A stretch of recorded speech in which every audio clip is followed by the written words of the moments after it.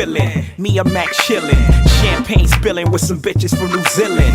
Order extra bottles if you ever get the feeling. And we go get high till we dancing on the ceiling. In the pool chillin', couple with new women. They're trying to get me home like we in the ninth inning. Champagne spilling all over my crew denim. Brazilian supermodels that love when I move in them. The lights, I'm just trying to live life. Say you only live once, already lived twice. So my high yellow bitch, hope she ready for tonight. Up and ready for the world, already see the lights. Them other niggas ain't fucking with the planes. Yeah, them niggas say they fly, but them suckers ain't the same. Do 100 in the Porsche, might blow out the brain. Little mama out the roof yelling money ain't a thing.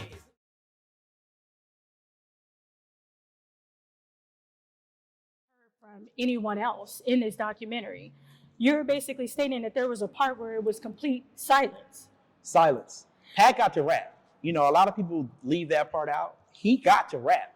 He actually went first. He kicked it off. But his verse was weak. Like it was trash. And not to discredit Pat, because Pat, he's one of the dangerous cats on that side. He just didn't have it that night to me. I felt like it was an easy win. And, you know, according to some of the cats that I talked to, Pat is the most dangerous dynamic. You know what I'm saying? As far as come to battle rap, but he didn't have it that night.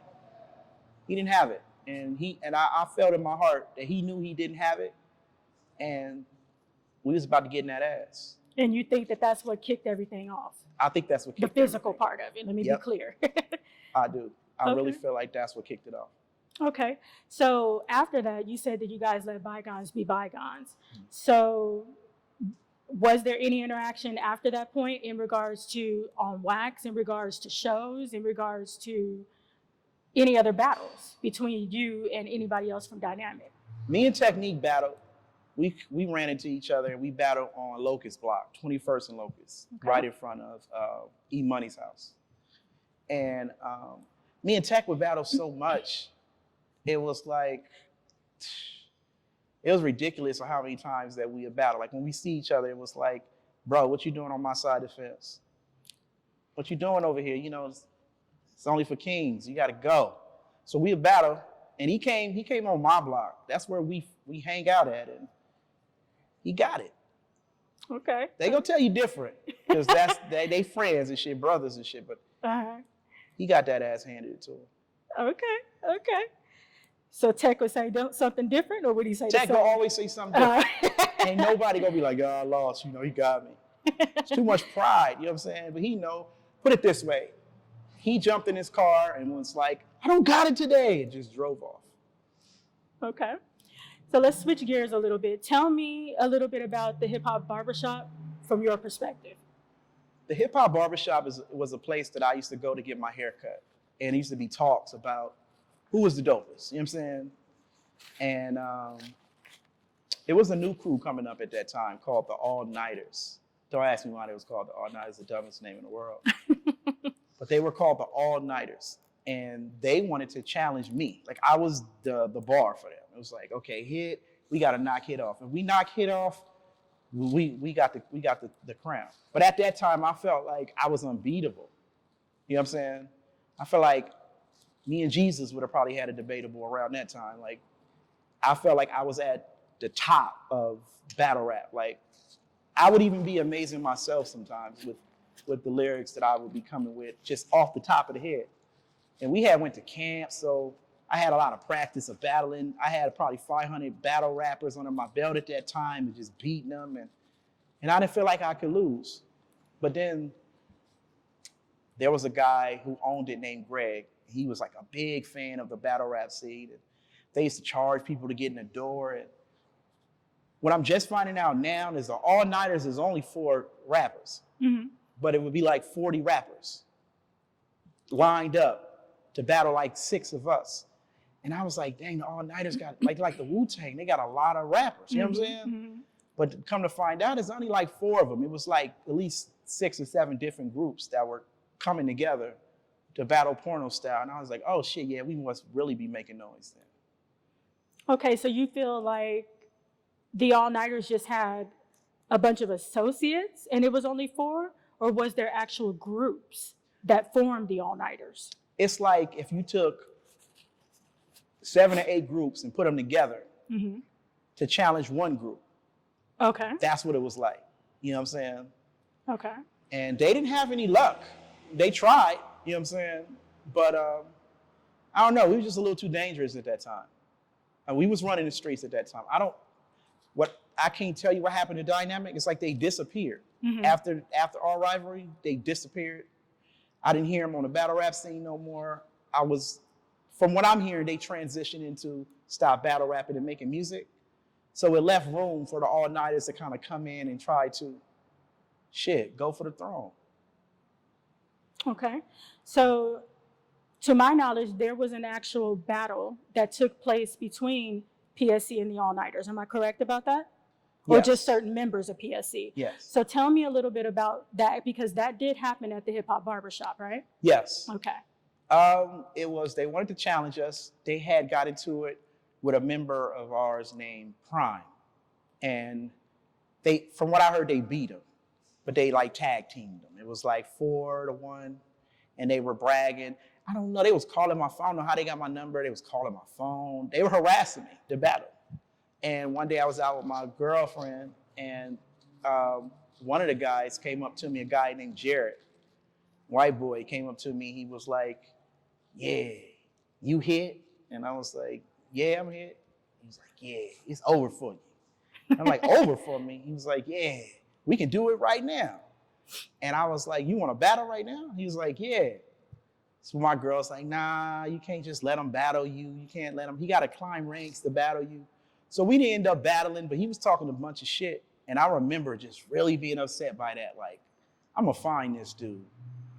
And I ended up going to the barbershop, and he was there.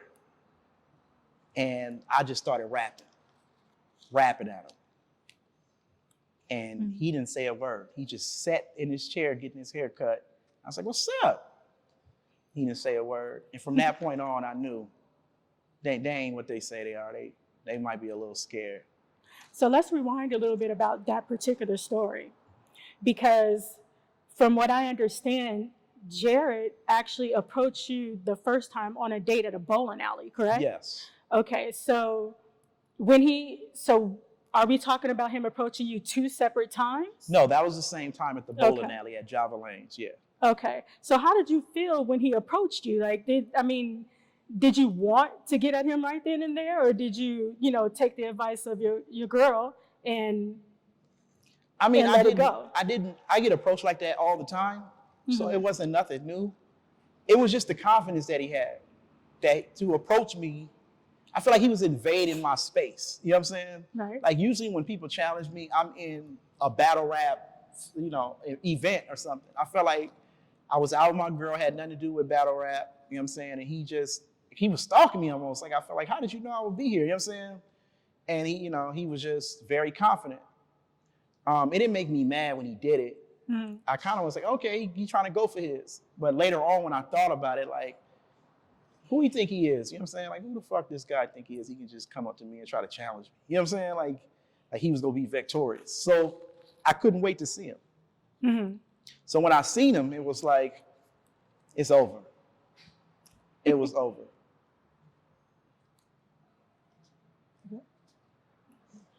Okay, so also rewinding back a little bit, I know a lot of people from PSC as well as other battle rap groups actually formed friendships at a Christian camp that you guys attended back in the 90s. So tell me a little bit about that, and also touch on a little bit about how you feel the division happened, where some joined other groups and not PSC. The Christian camp it's funny because we didn't really want to go. You know what I'm saying? I had an uncle who was just kind of like, man, get y'all life together, man. Y'all out here doing reckless shit on the streets, man. Come to camp. And he was in the streets. So I'm like, all right, let's just go and give us something to do. So we packed up the whole crew and was like, let's just go, right? Once I found out that it was going to be what it was, from cats from Compton, LA, Carson, Torrance, Watts, and they was rapping too, I was like, oh, we in heaven. And I feel like it was a great sparring session for my cats around me to be like, okay, this is a challenge for y'all now. Now y'all around other rappers that, you know what I'm saying, that claim to be just as good as y'all. Let's battle. So we get there, and there were some cats from the West Side. Guy named Solomon, Impact, and Prince. Mm-hmm. And they were good, you know what I'm saying? But we were just on a whole nother level, and we were battling everyone. And we were recruiting at the time. So we're like, oh, okay, he's good, come with us. He's good, come with us. And then we just started forming a group. What I'm upset about is a lot of cats didn't get to actually get their shine because we had so many members. Mm-hmm. So a lot of the cats from camp didn't really get to kind of get on records or kind of get their recognition being in the group Porno Style. And I think that's where the division became a problem, you know. Okay, who would you feel is one of those people that didn't get their proper shine? I feel like Impact didn't. I feel Okay. like Impact deserved more time, more recognition. Him and Prime actually got into it. They actually got physical, into a physical fight because of that situation. And Prime, you know, he'd been with us so long that he was reaping a lot of the benefits from just being, you know, one of the original members, you know. But if we're talking skill set, Impact was better. And I felt Impact felt a way about, look, I'm better than a lot of these guys. Why am I not getting on these records? Why am I not, you know, getting pushed to the front? Mm-hmm. And, you know, I never blamed them for feeling that way. You know what I'm saying?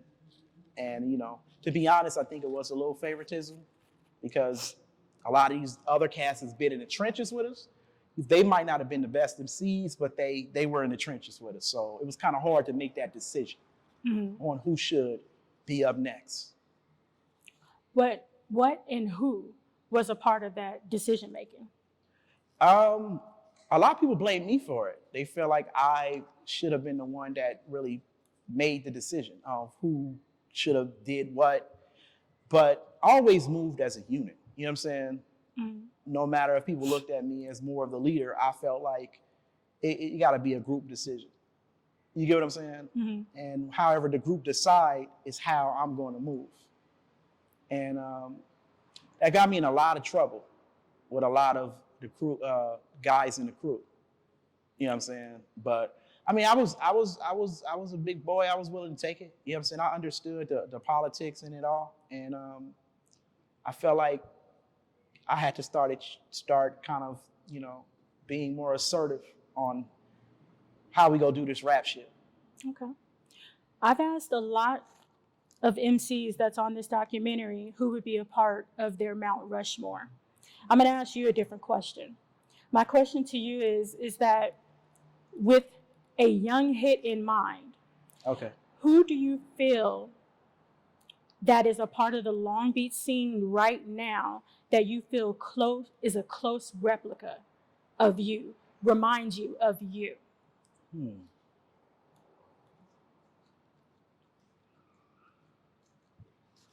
It's kind of hard to say right now because I don't really see too many cats, you know, incorporating lyrics into their rhymes. Mm-hmm.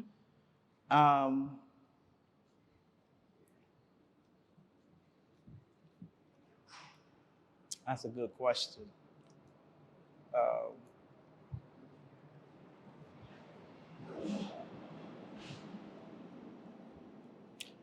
I don't know. I couldn't tell you right now.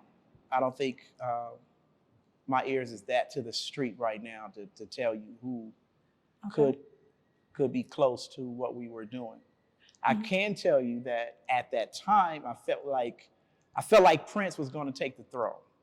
I feel like Prince had what it takes to kind of run and be better than all of us. You know what I'm saying? Mm-hmm.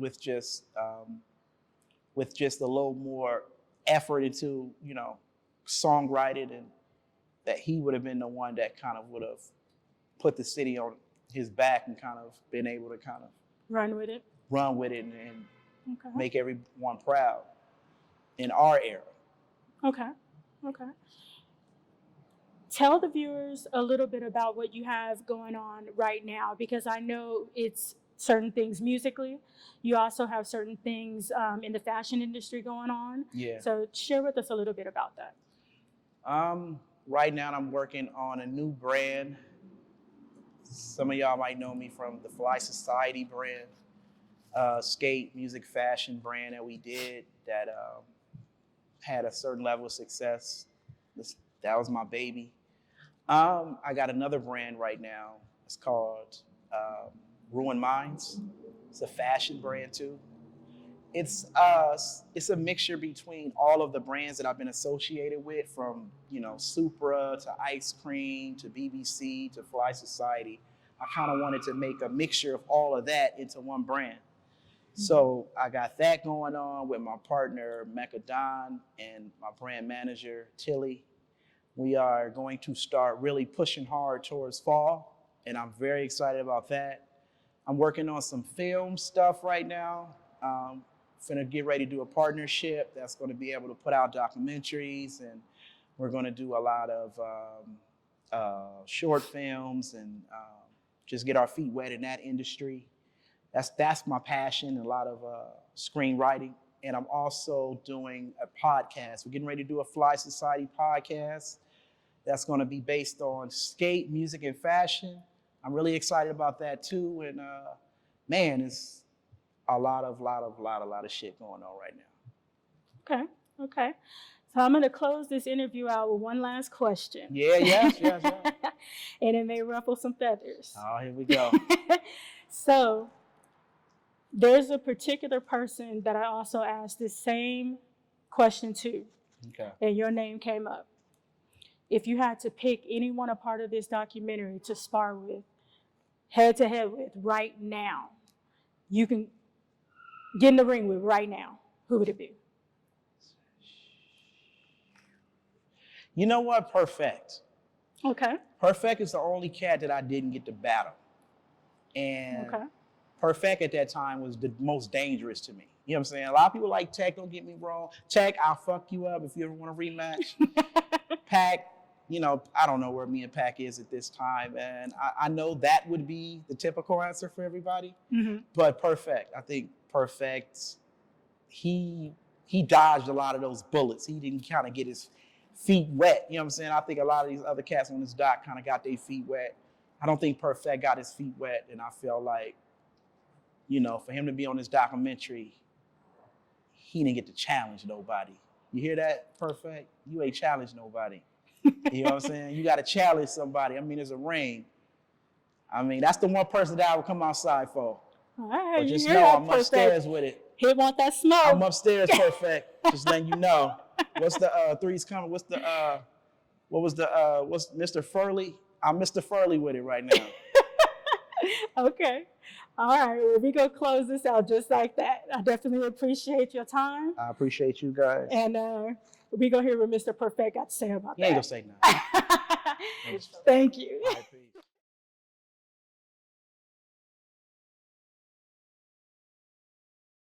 He said that he served every member of Dynamic at a house party one night. Yeah. Is that something you remember? Is that something that you know to be true? Never happened. It would be coming from more people than just him if it actually happened. Okay. Okay. Can I get a witness? You know what I'm saying? All right. Okay.